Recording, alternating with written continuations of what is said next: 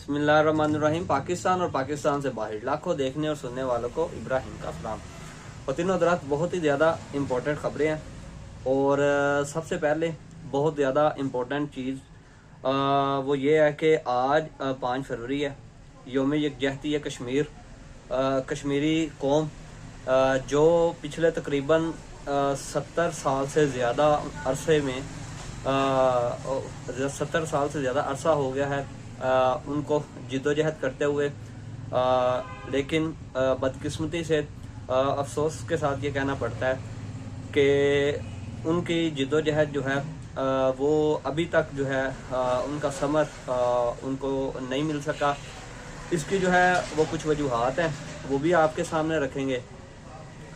और तकरीबन 57 इस्लामिक ममालिक जो हैं दुनिया में सबसे ज़्यादा मुसलमानों की अक्सरियत होते हुए, उसके अलावा पाकिस्तान जो कि एक एटॉमिक पावर मुल्क है, उसके होते हुए बहुत ही ज़्यादा जो है वो ममालिक के और बहुत ही ज़्यादा मुसलमानों की तादाद के होते हुए एक जो तकरीबन लाखों की तादाद में जो कश्मीरी मुसलमान हैं, उनके साथ जो इंडियंस हैं, ख़ास तौर पर इंडिया जो इंडियंस नहीं सॉरी कह सकते क्योंकि इंडियन आबादी जो है उनके तासुरात अब कुछ और हैं, लेकिन इंडियन जो गवर्नमेंट है, इंडियन जो रियासत है, उनके जो फैसला साज हैं, उनके जो पॉलिटिशियंस हैं, उनके जो है वो पॉलिसी कुछ और है, जिसकी वजह से कश्मीर की ये सूरत हाल है।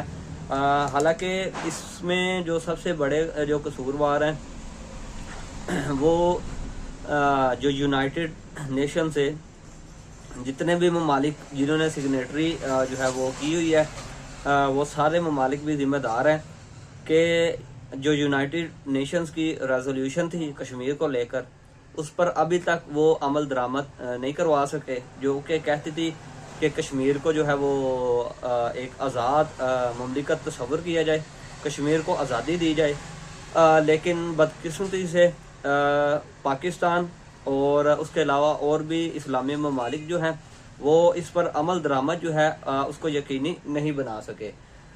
तो कश्मीरी जो हैं, सबसे पहले हम कश्मीरियों को और जितने भी मुसलमान जो जिन पर मजालिम ढाए जा रहे हैं, उन सब को हम जो है वो सलाम पेश करते हैं। उनकी जिद्दोजहद को हम खराज अकीदत, खराज तहसीन पेश करते हैं और अल्लाह पाक से दुआ करते हैं कि अल्लाह पाक उनको आज़ादी नसीब फरमाए। उनकी जो 75 साल 70 से 75 साल जिनको अपनी आज़ादी के लिए लड़ते हुए हो गए हैं, अल्लाह पाक जो है वो उनकी जिद्दोजहद का समर उन्हें अता फरमाए। और बहुत ही ज़्यादा ये दुख से कहना पड़ता है कि तकरीबन 75-76 साल जो हो गए हैं कश्मीरियों को लड़ते हुए अपने अलग वतन के लिए, अपनी आज़ादी के लिए। उन्होंने बहुत ही ज़्यादा जो है वो जानें गंवाई हैं, जिनमें बहुत ज़्यादा कीमती उन्होंने रहनुमा भी गंवाए हैं, उन्होंने अपने बच्चे गंवाए हैं, अपनी जो है वो माएँ बहनें बेटियाँ वो गंवाई हैं, अपने बेटे गंवाए हैं। उन्होंने बहुत ही ज़्यादा कुर्बानियाँ जो है वो पाकिस्तान के लिए और अपनी आज़ादी के लिए दी हैं।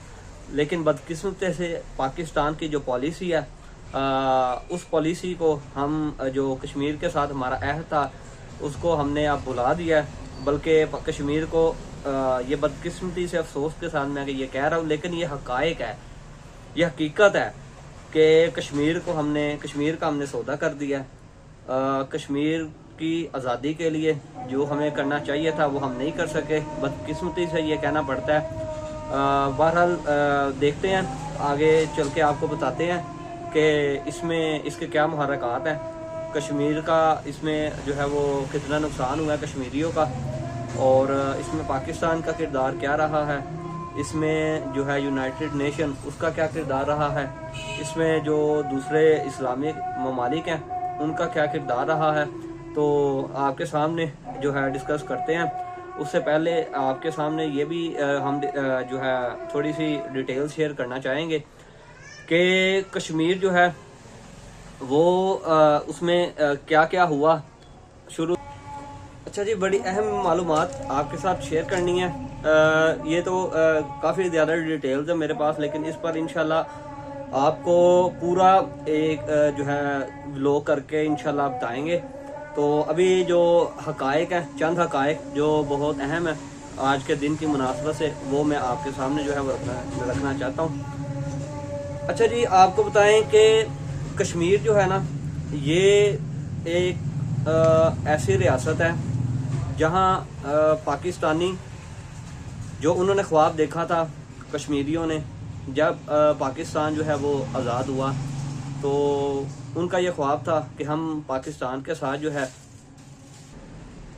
कश्मीरियों ने कभी भी नहीं सोचा था कि उनकी ज़िंदगी में ऐसे जो है वो वाक़यात रूनुमा होंगे जिससे जो है वो उनकी जो नस्ल है, जो कश्मीरी हैं, उनको जो है वो दर बदर होना पड़ेगा, उन पर कब्ज़ा किया जाएगा।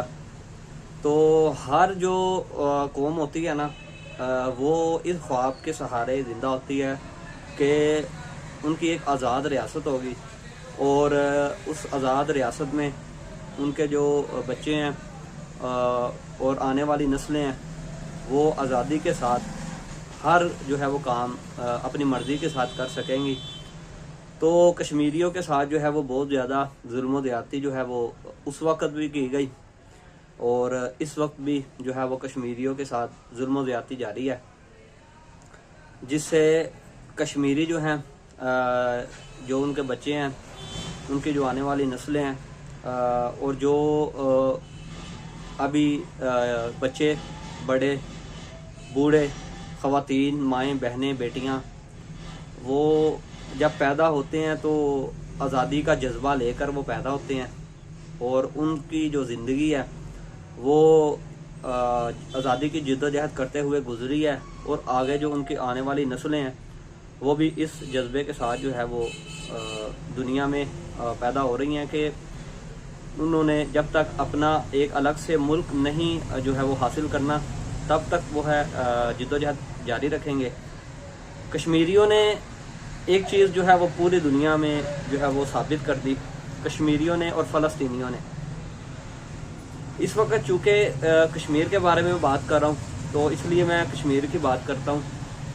उन्होंने एक चीज़ पूरे दुनिया में साबित की या मनवाई है, और वो ये चीज़ है कि अगर आप सिद्क़े नियत और ईमान की ताकत के साथ अपना हक लेने के लिए, चाहे आपके सामने बहुत बड़ी सुपर पावर हो या बहुत बड़ी जो है वो ताकत हो जो आपसे कई गुना, बल्कि कई 100 गुना बड़ी हो, तो वो आपको शिकस्त नहीं दे सकती। यही मैसेज जो है वो उन्होंने अपने जो पड़ोसी ममालिक हैं उनको भी दिया, और जितने भी पूरी दुनिया में ममालिक हैं उनको भी ये मैसेज जो है वो कश्मीरियों ने पहुंचाया कि हम जो है वो सारी ज़िंदगी अपनी जद्दोजहद जारी रखेंगे जब तक जो है वो कश्मीर को तस्लीम नहीं कर लिया जाता एक अलग रियासत,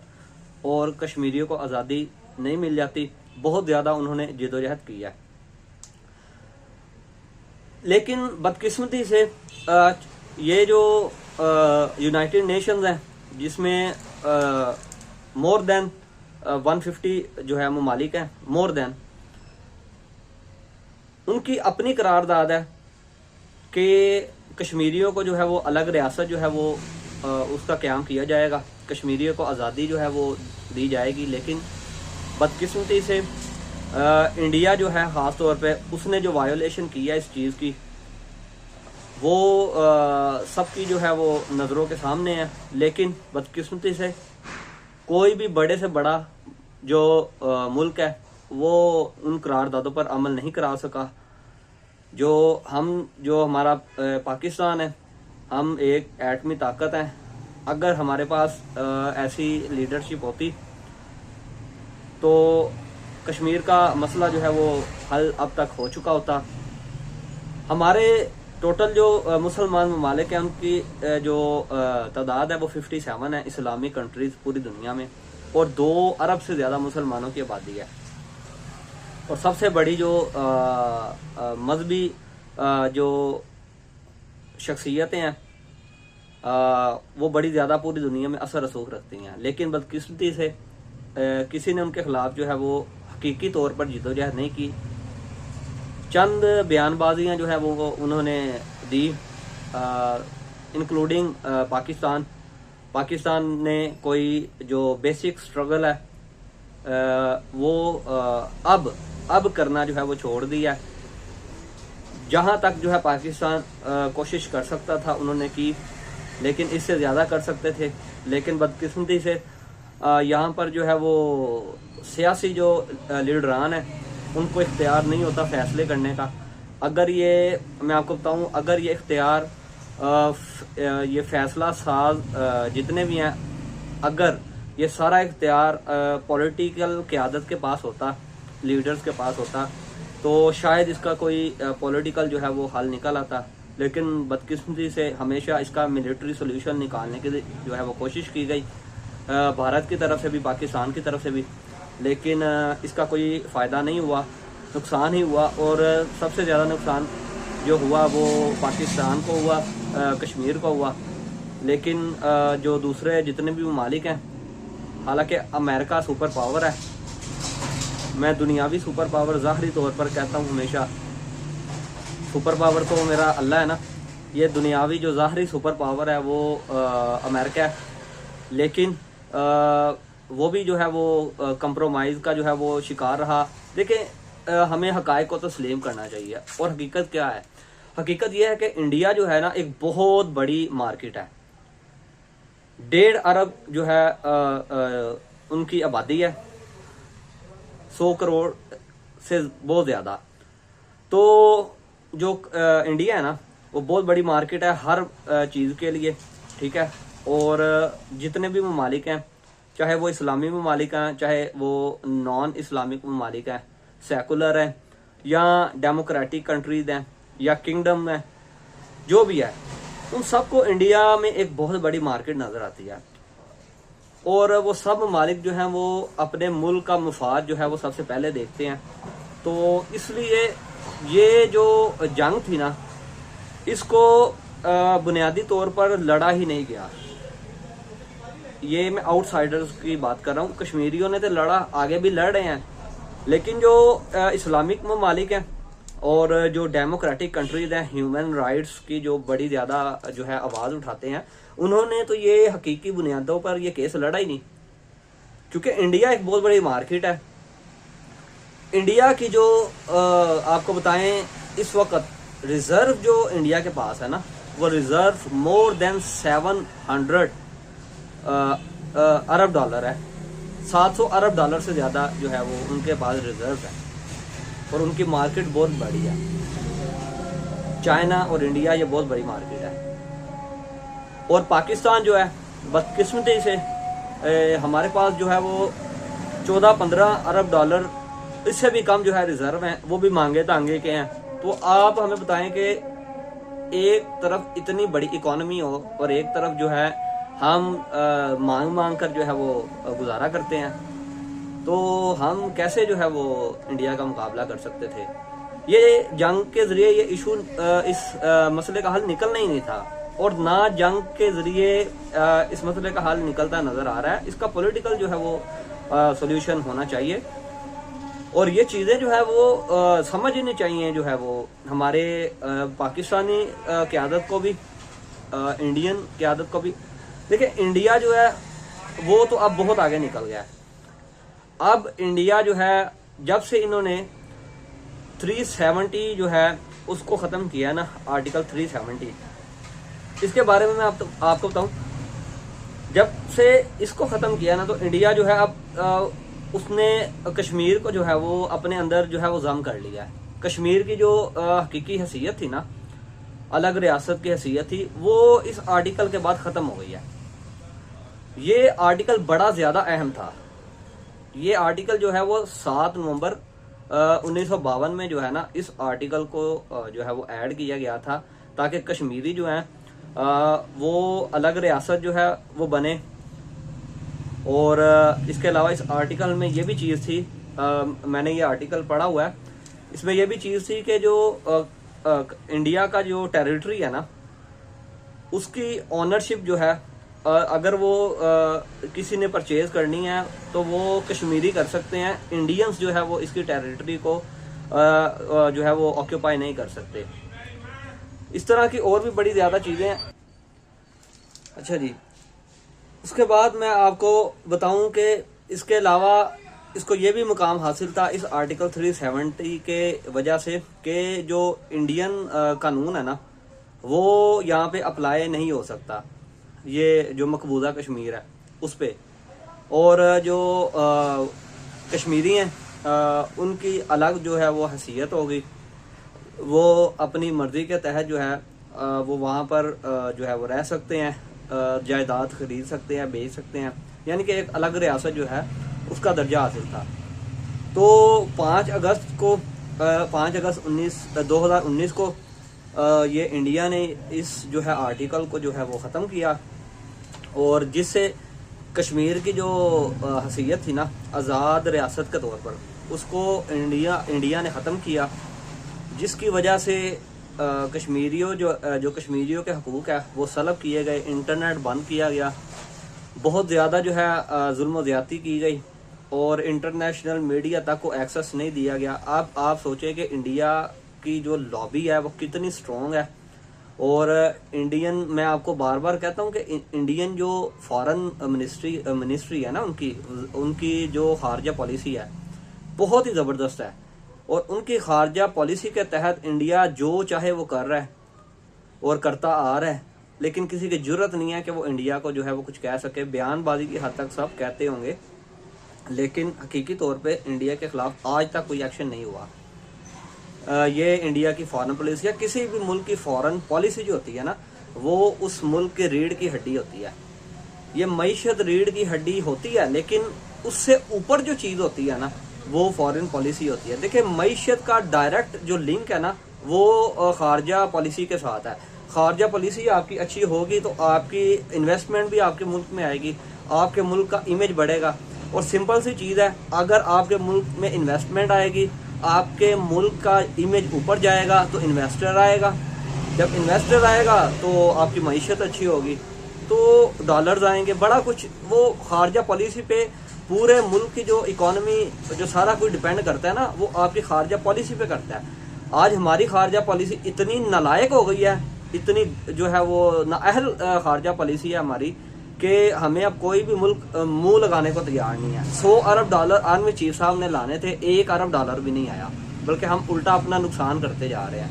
जो GDP की ग्रोथ 2018 से 2022 तक बड़ी मेहनत के साथ जो है वो 6.2, 6.3, 6.7 यहाँ तक लेके गए थे जो PTI की गवर्नमेंट है।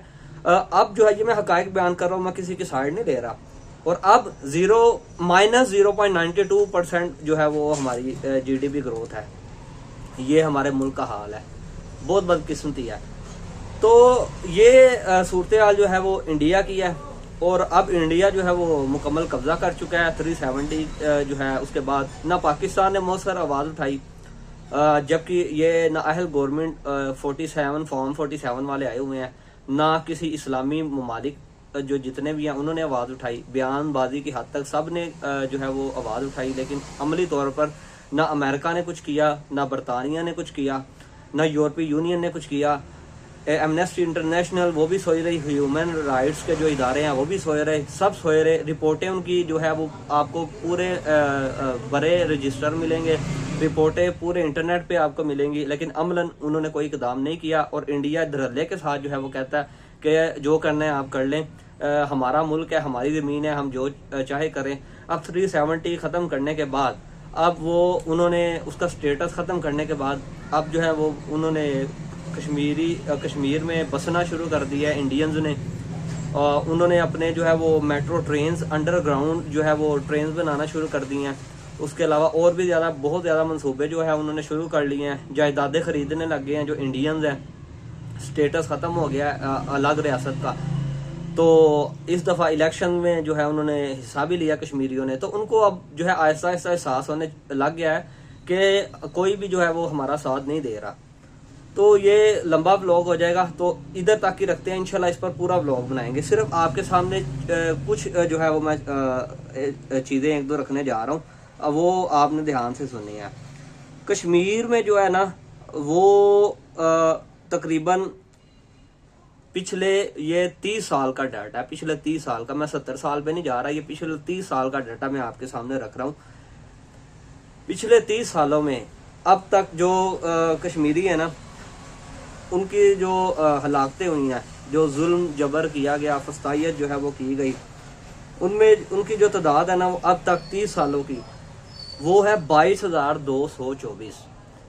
22,224 जो है वो कश्मीरियों को वो जो है वो मारा गया, और इनमें जो है वो तकरीबन 11,224 जो ख़वातीन है, 11,224 ख़वातीन जो है उनके साथ जो है वो ज़्यादती की गई, ज़्यादती का निशाना बनाया गया, बहुत गलत सलूक उनके साथ किया गया।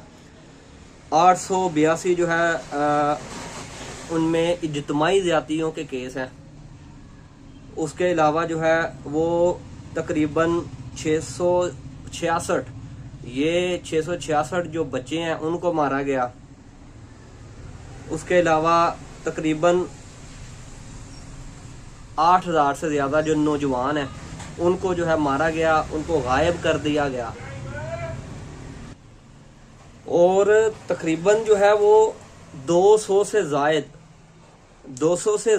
जो छोटे छोटे बच्चे हैं ना, यानी कि जो बहुत ज़्यादा छोटे हैं, आप उसको कह सकते हैं इन्फेंट, उनको मारा गया।